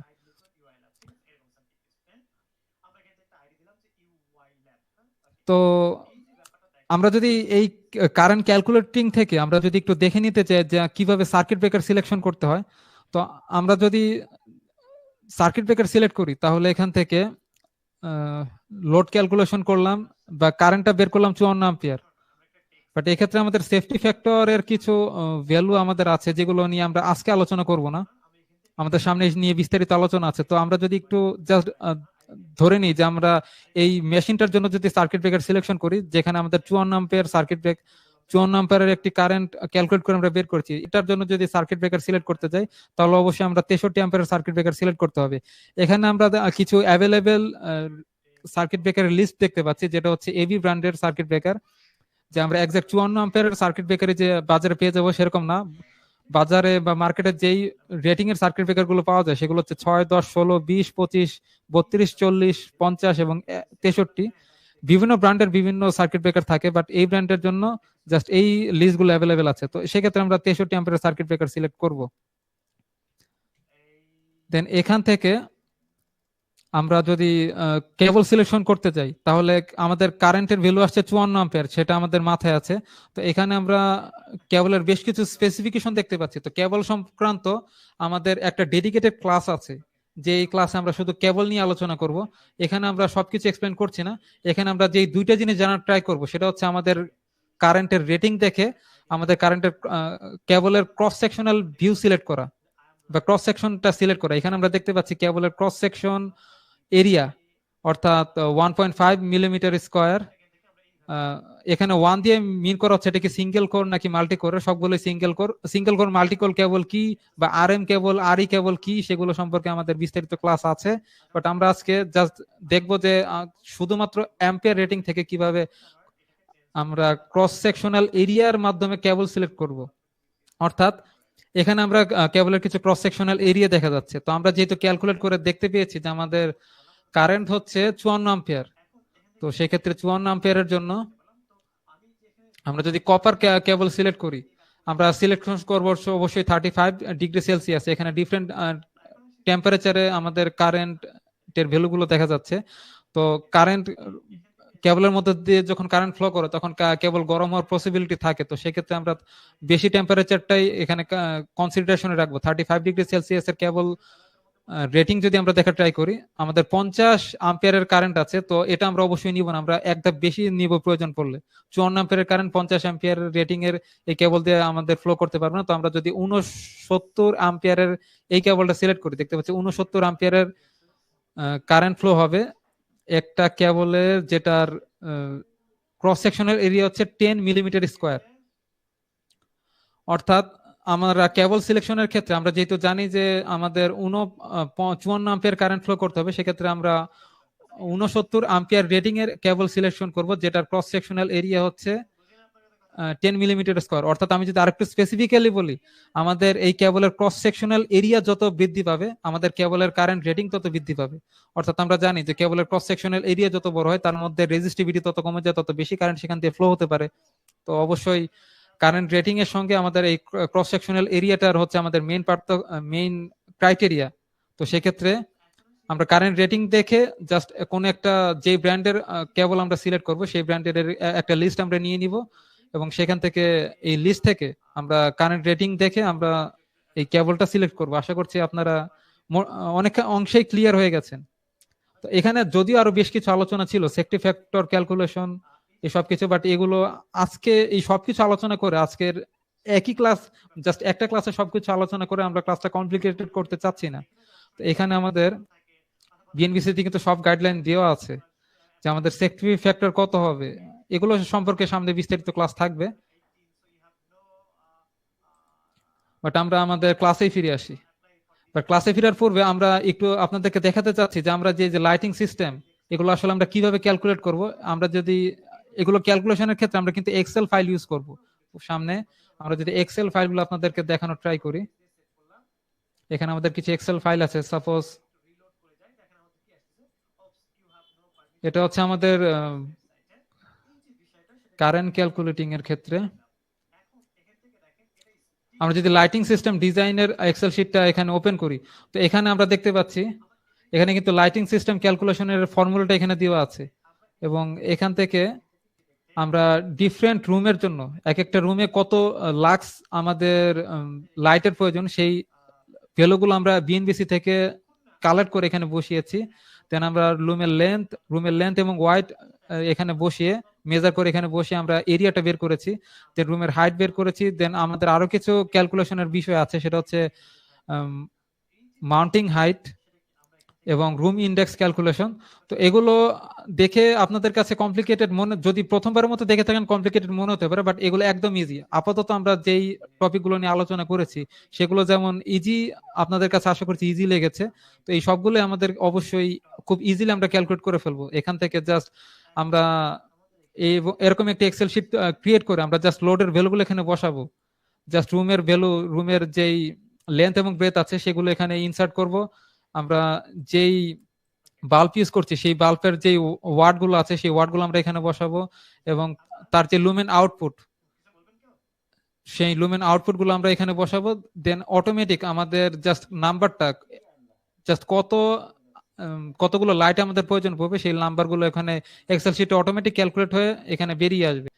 এটা হচ্ছে আমাদের লাইটিং সিস্টেম ক্যালকুলেশন। দেন লোড ক্যালকুলেশনের জন্য আমাদের এখানে আরো কিছু এক্সেল শিট আছে, এখান থেকে আমরা সার্কিট ব্রেকার কিভাবে ক্যালকুলেট করতে বের করতে হয়, কিভাবে কেবল সিলেক্ট করতে হয় সেগুলো সম্পর্কে, এটা অটোমেটিক সিস্টেম আছে সবকিছু। আমরা জাস্ট এখানে যেই লোডগুলো আমরা ইউজ করেছি সেই লোডগুলো এখানে বসাবো, কত ওয়াটের লোড আমরা ইউজ করছি, কতগুলো কোয়ান্টিটি অর্থাৎ এলইডি বাল্ব আমরা কতগুলো ইউজ করছি, কতগুলো ফ্যান ইউজ করছি, সেই ভ্যালুগুলো জাস্ট এখানে বসিয়ে দিব। দেন অটোমেটিক আমাদের এখান থেকে রিস্ক ফ্যাক্টর বা সেফটি ফ্যাক্টর সবগুলো ক্যালকুলেট হয়ে গিয়ে আমাদের ম্যাক্সিমাম ডিমান্ড বা ডাইভার্সিটি ফ্যাক্টর সবকিছু ক্যালকুলেট হয়ে আমাদের এখান থেকে জাস্ট কারেন্ট গুলো ক্যালকুলেট হয়ে আসবে। দেন এই পাশ সাইডে আমরা দেখতে পাচ্ছি ভোল্টেজ ড্রপ ক্যালকুলেশন, অর্থাৎ আমাদের ইলেকট্রিক্যাল ড্রয়িং করার ক্ষেত্রে আমাদের বেশ কিছু ক্যালকুলেশন আছে। আমাদের current calculation, load calculation, circuit breaker, cable selection এবং এখানে যে ভোল্টেজ ড্রপ ক্যালকুলেশন, এই সবকিছু সম্পর্কে বিস্তারিত আলোচনা আছে আমাদের সামনে। আমরা একদম ইজি সিম্পল ওয়েতে আপনাদেরকে সবকিছু এক্সপ্লেন করব, বুঝতে কোনো অসুবিধা হবে না আশা করছি। তো আশা করছি আপনারা সঙ্গেই থাকবেন। দেন আমরা স্লাইডে ফিরে আসি। দেন কেবল কিভাবে সিলেকশন করতে আমরা একটু আইডিয়া পেয়ে গেলাম। দেন আমাদের আরো কিছু ইনফরমেশন জানা প্রয়োজন যে আমরা যে ডিজাইন শিখতে চাচ্ছি, ডিজাইন কি আসলে একটা ডিমান্ডেবল জব? আপনাদের কি ধারণা? আমাদের ইলেকট্রিক্যাল সেক্টরে অন্য যত ডিজাইন আছে, আচ্ছা অনেকে কোশ্চেন করছেন ফাইলগুলো কি দেওয়া হবে কিনা বা এই ধরনের কিছু, সবকিছু ক্লাসের শেষে আপনাদের কোশ্চেনগুলো জমা করে রাখেন, ক্লাসের শেষে আমি অ্যান্সার দিয়ে দিব ইনশাল্লাহ। ক্লাসের শেষে অ্যান্সার দিয়ে দিব। আর একটু কিছু সময় বাকি আছে, আর একটু সময় দিবেন আমাকে। আমরা ডিজাইনিং কেন একটা ডিমান্ডেবল জব অন্য সকল জবের ক্ষেত্রে? ইলেকট্রিক্যাল বা মেকানিক্যাল সেক্টরে আমরা যারা জব করি, যারা আছেন তারা অবশ্যই জানেন যে আমাদের বেশ কিছু সেক্টর আছে, সার্ভিস ইঞ্জিনিয়ার, এছাড়া মেইনটেনেন্স ইঞ্জিনিয়ার, বেশ কিছু সেক্টর আছে। তার মধ্যে ডিজাইনিং কেন ডিমান্ডেবল জব সেটা যদি আমরা এক্সপ্লেন করি, যে একজন ডিজাইনারকে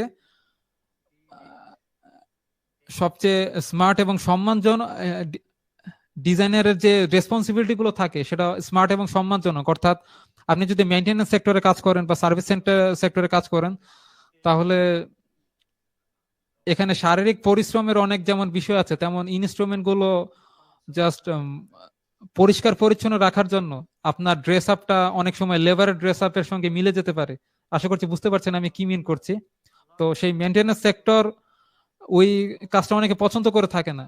তো সেই দিক থেকে যদি কেউ এমন কিছু স্মার্ট রেসপন্সিবিলিটির কথা চিন্তা করে যে কম্পিউটারের সামনে বসে উনি ডিজাইন করবেন, তাহলে সেটা অবশ্যই সেই দিক থেকে ডিজাইনিং অনেক স্মার্ট একটা জব যার রেসপন্সিবিলিটি। এছাড়া শুধুমাত্র যে অনেকের এরকম কিছু টেন্ডেন্সি থাকতে পারে যে শুধুমাত্র কম্পিউটারের সামনে বসে যদি আমরা কাজ করি তাহলে তো আমরা জাস্ট বোর ফিল করবো, বা শারীরিক কোনো পরিশ্রম না থাকলে তো আমাদের জাস্ট কিছু শারীরিক রোগ ক্রিয়েট হতে পারে। বাট ডিজাইনারকে যে শুধুমাত্র কম্পিউটারের সামনে বসেই কাজ করতে হবে ব্যাপারটা সেরকম না। ডিজাইনিং করতে গেলে অবশ্যই তাকে ফিল্ডে গিয়ে সবকিছু পরিস্থিতি অবজার্ভ করে অবশ্যই তাকে ডিজাইন করতে হবে। তাকে অবশ্যই একজন ডিজাইনার যে কেবলের ক্যালকুলেট করবেন, উনি যে ড্রয়িং করার সময় যে ক্যালকুলেট করবেন যে কত মিটার আমাদের কেবল প্রয়োজন হবে, কতটুকু আমাদের কন্ডুইট প্রয়োজন হবে, কত কেবল প্রয়োজন হবে, এই জিনিসগুলো ক্যালকুলেট করার জন্য অবশ্যই উনাকে মেজার করতে হবে ফিল্ডে গিয়ে, সবকিছু পর্যবেক্ষণ করে দেখতে হবে, দেন উনি ডিজাইন করবেন। তো ফিল্ডে বাইরের কাজেরও আমাদের অপশন আছে। সেক্ষেত্রে বলা যায় যে আমাদের শুধুমাত্র যে কম্পিউটার সামনে বসেই আমাদেরকে বোর হতে হবে এরকম না, বাইরেও কাজ করতে পারে, ফিল্ডেও কাজ করা যায় অবজারভেশন। বাট যেই কাজটাই করেন না কেন রেসপন্সিবিলিটি আসলে স্মার্ট। এবং আমরা বলতে পারি যেই দায়িত্বটা হচ্ছে একজন ডিজাইনের থাকে, সেটা হচ্ছে প্রজেক্টের সবচেয়ে গুরুত্বপূর্ণ পার্টটা থাকে ডিজাইনারের কাছে। কেন প্রজেক্টের সবচেয়ে গুরুত্বপূর্ণ পার্টটা ডিজাইনার দেখে থাকেন? কারণ একটা ড্রয়িং, একটা ডিজাইন শুধুমাত্র একটা ডিজাইন না। আপনি যদি একটা সাবস্টেশনের সিঙ্গেল লাইন ডায়াগ্রাম বা ইলেকট্রিক্যাল লেআউট ডায়াগ্রাম ড্র করেন, সেটা শুধুমাত্র একটা ড্রয়িং না। সেই ড্রয়িং এর মধ্যে আপনি কি কি ইনস্ট্রুমেন্ট ইউজ করছেন, সেই ইনস্ট্রুমেন্ট গুলোর রেটিং কত, কোন কোম্পানির ইনস্ট্রুমেন্ট ইউজ করছেন, সেই সংক্রান্ত কমপ্লিট আইডিয়া কিন্তু লিপিবদ্ধ থাকে সেই ড্রয়িংটাতে। এমনকি সেখানে কস্ট ক্যালকুলেশনও থাকে, জাস্ট কি কি ব্র্যান্ডের আমি ইনস্ট্রুমেন্ট ইউজ করছি, কতখানি ইউজ করছি, কোন জিনিসটা ইউজ করছি এবং তার কস্ট কত, কি পরিমাণ খরচ হবে, সে সবকিছু থাকে আমাদের প্রজেক্ট ড্রয়িং এ। তো সেক্ষেত্রে বলা যায় যে কোন একটা প্রজেক্টের কমপ্লিট প্ল্যানিং হচ্ছে আমাদের ড্রয়িংটা। তো সেক্ষেত্রে আমরা বলতে পারি যে সবচেয়ে ইম্পর্টেন্ট পার্টটাই কিন্তু আমাদের এই ডিজাইনিং এর সাথে রিলেটেড।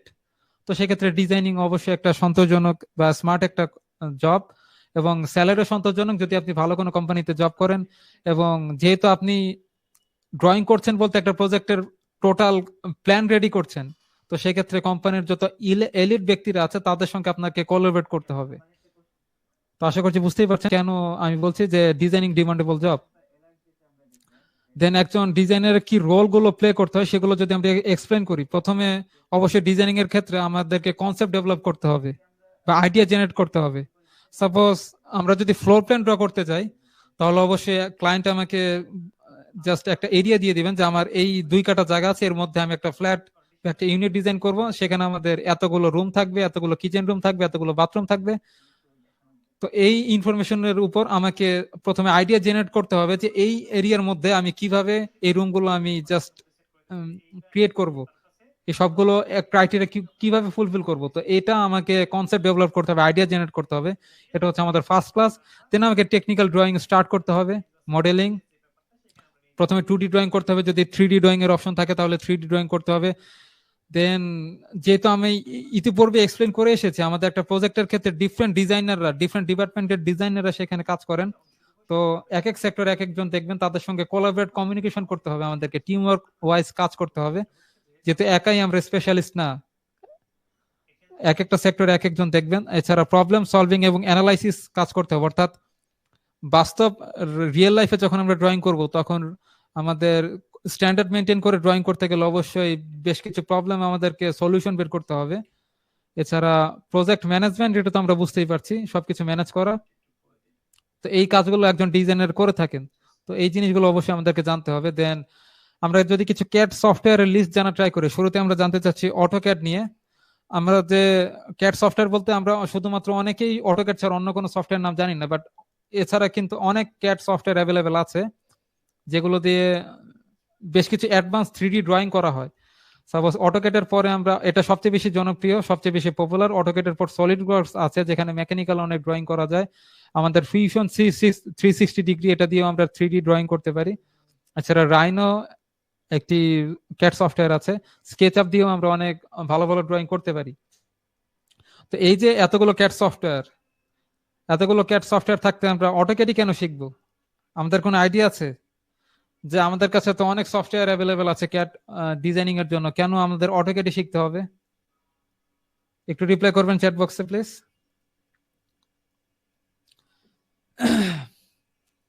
অটোক্যাড আসলে আমরা এই জন্য শিখবো যে অটোক্যাডের যে টুলস গুলো আছে সেগুলো সবচেয়ে বেশি ফান্ডামেন্টাল, অর্থাৎ অটোক্যাডের যে টুলস গুলো আছে সেগুলো যদি আমরা শিখতে পারি তাহলে ক্যাড ডিজাইনিং এর বেসিক আমাদের বিল্ড আপ হয়ে যাবে।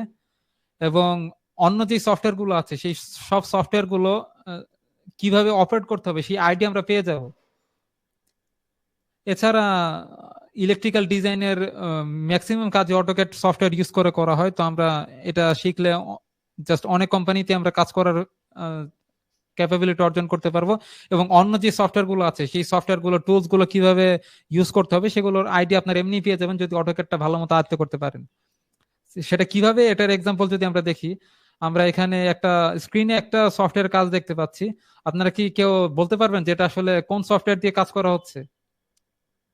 এটা এটা এখানে যে ওয়ার্ডপ্রেস যা ইন্টারফেসটা দেখতে পাচ্ছি এটা কোন সফটওয়্যার? আপনারা একটু রিপ্লাই করবেন প্লিজ।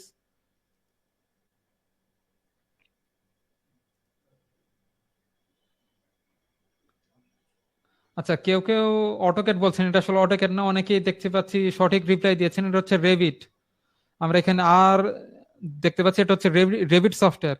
তো এই রেভিট সফটওয়্যারটা যদি আমরা সামনে ওয়ার্কস্পেসে ওপেন করি তাহলে এখানে যে টুলস গুলো আমরা দেখতে পাচ্ছি, এখানে প্রপার্টিজ টুলস, এখানে কাট, কপি, জয়েন, এছাড়া মুভ, কপি, এখানে যে টুলস গুলো দেখা যাচ্ছে, আপনাদের যদি অটোক্যাড সম্পর্কে বেসিক একটু আইডিয়া থাকে, এখানে যারা জয়েন করেছেন অনেকের সম্ভবত অটোক্যাড সম্পর্কে বেসিক আইডিয়া আছে, যাদের বেসিক আইডিয়া আছে তারা কিন্তু এখানে জাস্ট ইন্টারফেসে তাকালেই বুঝতে পারছেন যে এটা হচ্ছে আমাদের মুভ টুল।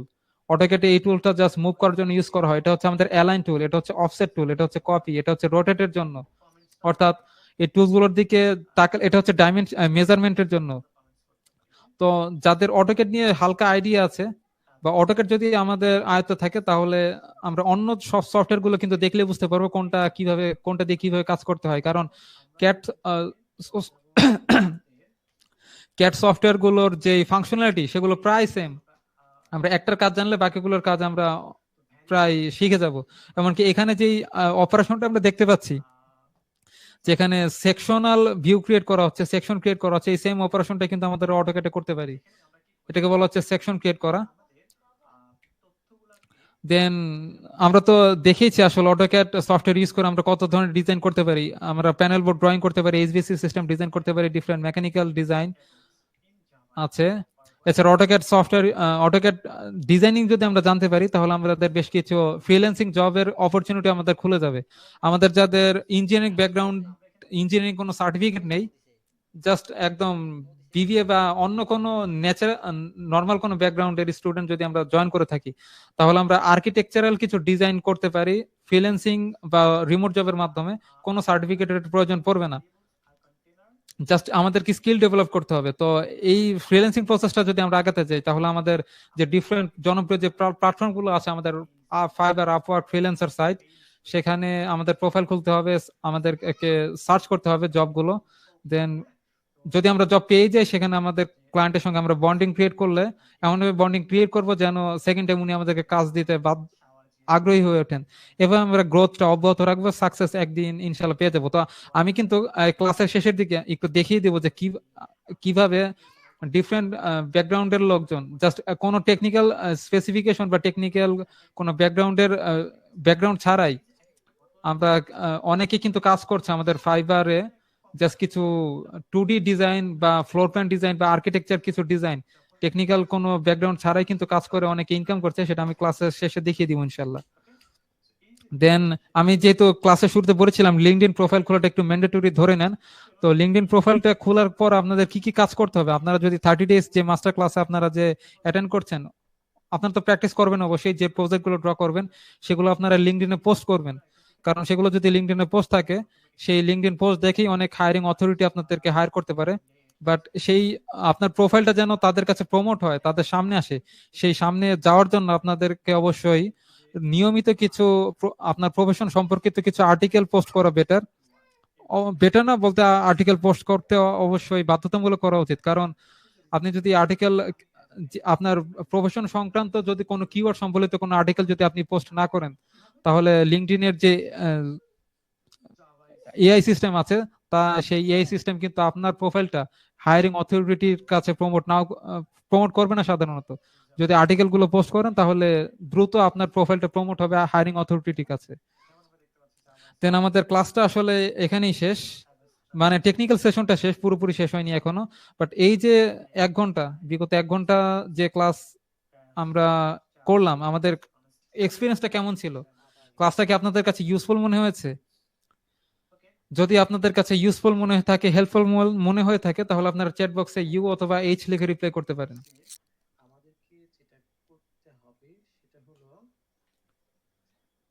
আচ্ছা, অনেকেই দেখতে বেসিক ড্রয়িং টুল গুলো সম্পর্কে জানতে হবে। বেসিক ড্রয়িং টুল গুলো সম্পর্কে আইডিয়া নেওয়ার পর আমরা ইলেকট্রিক্যাল ডিজাইন প্রিন্সিপাল গুলো সম্পর্কে জানবো। দেন আমাদেরকে লোড ক্যালকুলেশন জানতে হবে। আমরা যদি টেকনিক্যাল ডিজাইন করতে চাই তাহলে আমাদেরকে শুধু ডিজাইনিং করলেই চলবে না, আমাদেরকে ক্যালকুলেশন জানতে হবে। তো লোড ক্যালকুলেশন জানার পর আমাদেরকে যে different type of standard, suppose BNBC আছে, আমাদের বাংলাদেশ ন্যাশনাল বিল্ডিং কোড, এছাড়া ইন্টারন্যাশনাল বিভিন্ন কোড আছে, স্ট্যান্ডার্ড আছে, যেমন এনএফপিএ যেটা হচ্ছে আমেরিকান স্ট্যান্ডার্ড, এছাড়া ব্রিটিশ স্ট্যান্ডার্ড আছে বিএস, সেই স্ট্যান্ডার্ড গুলো আমাদেরকে জানতে হবে। দেন আমাদেরকে কিছু রিয়েল প্রজেক্টে কাজ করতে হবে যে এক্সপিরিয়েন্স গ্যাদারের জন্য। কারণ জাস্ট থিওরিটিক্যাল কিছু ড্রয়িং করা, ইমাজিনেশন থেকে কিছু ড্রয়িং করা, রিয়েল প্রজেক্টে ড্রয়িং করার মধ্যে অনেক বেশি ডিফারেন্স আছে। কারণ আমরা যদি রিয়েল প্রজেক্টে কাজ করি তাহলে সেক্ষেত্রে আমরা ডিফারেন্ট টাইপ অফ প্রবলেম যখন ওভারকাম করতে পারবো, তখন আমাদের প্রবলেম সলভিং স্কিল বেড়ে যাবে। দেন আমাদেরকে অবশ্যই টিম ওয়ার্ক আকারে কাজ করা শিখতে হবে, কোলাবোরেশন করতে হবে অন্য ইঞ্জিনিয়ারদের সঙ্গে। দেন আমরা বিল অফ ম্যাটেরিয়াল বা কস্ট অ্যানালাইসিস করা আমাদেরকে জানতে হবে অবশ্যই, কারণ প্রজেক্টের অনেক ইম্পর্টেন্ট একটা পার্ট। আমাদের প্রবলেম সলভিং জানতে হবে, আমাদের সেফটি প্রোটেকশন প্রোটোকল জানতে হবে, দেন ট্রাবল শুটিং স্কিল জানতে হবে। তো এই স্কিলগুলো গ্যাদার করার মাধ্যমে আমরা একজন ইলেকট্রিক্যাল ডিজাইনার হতে পারি। তো এই স্কিলগুলো জাস্ট অ্যাচিভ করতে আমাদের রাজি আছি তো আমরা সবাই? অবশ্যই বুঝতে পারছি আমাদেরকে অনেক বেশি হার্ড ওয়ার্ক করতে হবে। দেন আমরা স্কিলগুলো যদি আমরা অ্যাচিভ করতে পারি তাহলে আমরা সাকসেসের যে জার্নি, আমরা জাস্ট একটা রোল ফলো করে কিন্তু আমরা সাকসেস হতে পারি। সেই সাকসেস জার্নিটা যদি আমরা একটু শেয়ার করি, যে প্রথমে কোনো কাজে সাকসেস হতে গেলে অবশ্যই আমাদেরকে আগে ট্র্যাকটা সিলেক্ট করতে হবে যে আমি এই কাজটা করতে চাই। আপনি যদি ডিজাইনিং শিখতে চান তাহলে আপনাদেরকে আগে সিলেক্ট করতে হবে আমি ডিজাইনিং শিখতে চাই। এবং যদি আপনি প্রোগ্রামার হতে চান তাহলে আপনি আগে সিলেক্ট করবেন যে আমি প্রোগ্রামার হতে চাই। যাই করেন না কেন আপনার যে ট্র্যাকটা আপনি সিলেক্ট করবেন সেটা আগে সিলেক্ট করে দেন সেটার উপর ডিটারমেন্ট থাকতে হবে এবং প্র্যাকটিস শুরু করে দিতে হবে। আপনি লার্নিং এবং প্র্যাকটিস স্টার্ট করে দিবেন ডিটারমেন্ট থাকার পর, জাস্ট স্টার্ট করার পর। দেন যখন লার্নিং এবং প্র্যাকটিস আপনি করছেন, সাপোজ আমাদের এখানে এই 30 ডেজ মাস্টার ক্লাসে জয়েন করার মাধ্যমেও কিন্তু আপনি জাস্ট আপনার সেই প্র্যাকটিস ট্র্যাকটা শুরু করে দিয়েছেন। এখন আপনি এখান থেকে লার্ন করবেন, প্র্যাকটিস করবেন এবং 30 ডেজ জার্নিতে যদি আপনি থাকেন সার্টিফিকেট আর্ন করতে পারেন। আপনি যদি কোনো কোর্স করেন সেখান থেকে সার্টিফিকেট আর্ন করতে পারেন, সেটা একটা হালকা একটা প্রুফ থাকতে পারে আপনার স্কিলের, বাট সার্টিফিকেট কিন্তু অ্যাকচুয়াল প্রুফ না। বাট সার্টিফিকেট দেখেই কিন্তু আপনি যে স্কিল পারসন সেটা প্রুফ করে না সার্টিফিকেট। তো আপনারা সার্টিফিকেটের উপর ফোকাস না করে আপনারা পোর্টফোলিও বা প্রজেক্ট বিল্ডিং এর উপর বেশি গুরুত্ব দিবেন, অর্থাৎ এমন ভাবে ক্লাস করবেন যেন আপনারা নিজেরা প্রজেক্ট গুলো ড্র করতে পারেন। তো সেক্ষেত্রে আপনারা পোর্টফোলিও এটার উপর বেশি গুরুত্ব দিবেন। যদি আপনারা নিজেরা কিছু প্রজেক্ট ড্রয়িং করতে পারেন সেটা আপনার স্কিলের প্রুফ হিসেবে থাকবে। তো আপনারা যখন নিজের পোর্টফোলিও বিল্ড আপ করা কমপ্লিট, যেহেতু আপনাদের অনেকগুলো ড্রয়িং আপনারা কমপ্লিট প্রজেক্ট আমরা ড্রয়িং করে ফেলেছেন, অর্থাৎ এখন এটা প্রমাণ ক্রিয়েট হয়ে গেছে যে আপনি স্কিলটা আপনি অ্যাচিভ করতে পেরেছেন। তো সেক্ষেত্রে স্কিল অ্যাচিভ করার পর আপনি অবশ্যই ইন্টারভিউ ফেস করবেন। প্রথম ইন্টারভিউতেই যে আপনি সাকসেস হয়ে যাবেন ব্যাপারটি সেরকম না, আপনার ফেলিওর আসতে পারে, বাট আপনি প্রসেসটা চেষ্টা অব্যাহত রাখলে অবশ্যই সাকসেসের চেহারা একদিন আপনি দেখতে পারবেন। দেন আমাদের এই 30 ডেজ ক্লাসটা এটা বেসিক থেকে অ্যাডভান্স ডিজাইন করা হয়েছে, এটা এক্সপার্টদের জন্য না। অর্থাৎ যারা একদম বেসিক থেকে স্টার্ট করতে চান তাদের জন্য আমরা এই কোর্সটা স্টার্ট করেছি। আপনারা বেসিক থেকে স্টার্ট করলেও শেষের দিকে অনেক অ্যাডভান্স ড্রয়িং আপনারা জেনে যাবেন। সেটা আমার মনে আশা করছি আপনারা এতক্ষণ বুঝতে পেরেছেন। যেভাবে আমরা কন্টেন্ট গুলো যেগুলো শেয়ার করছি এখানে কিন্তু অনেক অ্যাডভান্স অনেক কন্টেন্ট আছে আমাদের। আশা করছি সেই ব্যাপারে কোনো কনফিউশন আপনাদের থাকবে না। দেন আমরা একটা বিষয় আপনাদের সঙ্গে শেয়ার করতে চাচ্ছি। এই আমরা যখন এক্সেল শিট, বিভিন্ন প্রজেক্ট, ড্রয়িং এগুলো যখন আপনাদের সঙ্গে শো করছিলাম সামনে বিভিন্ন কোর্স ম্যাটেরিয়াল, তখন অনেকে বলছিলেন যে এগুলো কি আপনাদেরকে দেওয়া হবে কিনা। আসলে আমাদের এই যে 30 ডেজ মাস্টার ক্লাস, এখানে আমরা শুধুমাত্র ক্লাসটাই লাইভে প্লে করে দেই এবং সেই লাইভে উপস্থিত থেকে আপনাদের যা অ্যাচিভ করার সেটা অ্যাচিভ করতে হবে। বাট আমাদের কাছে এর থেকে একটা বেটার অপরচুনিটি আছে, যেখানে আমাদের কিছু এক্সট্রা ফিচার্স আছে, যেখানে রেকর্ডিং থেকে শুরু করে এবং এই যে কিছু কোর্স ম্যাটেরিয়াল এক্সেল শিট থেকে শুরু করে প্রজেক্ট ড্রয়িং গুলো, এগুলোর কিছু এক্সট্রা ফ্যাসিলিটি সম্বলিত আমাদের আরেকটা প্রোগ্রাম আছে। তো সেই প্রোগ্রামে কি কি এক্সট্রা ফ্যাসিলিটি আছে সেগুলো সম্পর্কে আমি অবশ্যই ডিটেলস আপনাদেরকে বলবো। বাট সেই জিনিসটা জানিয়ে দিতে চাচ্ছি যে ওই প্রোগ্রামটা কিন্তু আসলে ফ্রি কোর্স না। বাট আমাদের যে 30 ডেজ প্রোগ্রাম, এই 30 ডেজ প্রোগ্রাম কমপ্লিটলি ফ্রি। আমি আবারও অ্যানাউন্স করছি যে আমাদের এই 30 days programme, 30 days master class completely free. আপনারা যে কেউ এই 30 ডেজ প্রোগ্রামে জয়েন করে আপনারা তো যে কেউই করতে পারেন, ফ্রিতে জয়েন করতে পারেন। এবং আমাদের যে ক্রাইটেরিয়া 28 ডেজ অ্যাটেন্ডেন্স এনশিওর করা, সেই 28 ডেজ অ্যাটেন্ডেন্স এনশিওর করে আপনারা সার্টিফিকেট নিয়ে যেতে পারেন, এতে কোনো বাধ্যবাধকতা নেই। বাট আমাদের আরো কিছু বেটার অপরচুনিটি আছে। সেই আলাদা যে একটা আমাদের প্রোগ্রাম আছে, যে প্রোগ্রামে আমাদের আরো কিছু এক্সট্রা ফ্যাসিলিটি আছে, সেই এক্সট্রা ফ্যাসিলিটি সম্পর্কে আমি আপনাদেরকে ডিটেলস জানাতে পারি। বাট আমি একটু এনশিওর করে রাখতে চাচ্ছি সেই প্রোগ্রামটা কিন্তু আসলে আমাদের ফ্রি না।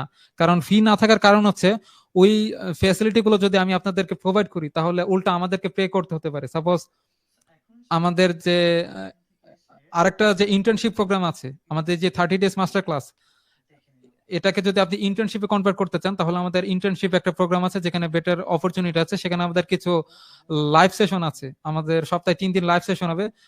সেখানে আমরা প্রবলেম সলভিং করবো শুধুমাত্র। আপনারা প্র্যাকটিস করতে গেলে আপনার যখন প্র্যাকটিস করতে যাবেন, যখন কোনো প্রবলেম ফেস করবেন, সেই প্রবলেমগুলো সলভ করা হবে। তো এক্সট্রা কিছু টাইম আমাদেরকে স্পেন্ড করতে হবে। এছাড়া রেকর্ড, এছাড়া কোর্স ম্যাটেরিয়াল, এই সব কিছু প্রোভাইড করার জন্য আমাদের যে এডুকেশনাল সিস্টেম, যে এলএমআই সিস্টেম গুলো আছে, সেখানে এই সিস্টেম গুলো কিন্তু ফ্রি না। এটা যদি আমি আপনাকে ফ্রিতে দেই তাহলে উল্টা আমাকে পে করতে হবে, যে কারণে ওই কিছু ফ্যাসিলিটি আসলে আমরা ফ্রিতে দিতে পারছি না। এটা সবকিছু আসলে পসিবল হয়ে ওঠে না ইচ্ছা থাকলেও।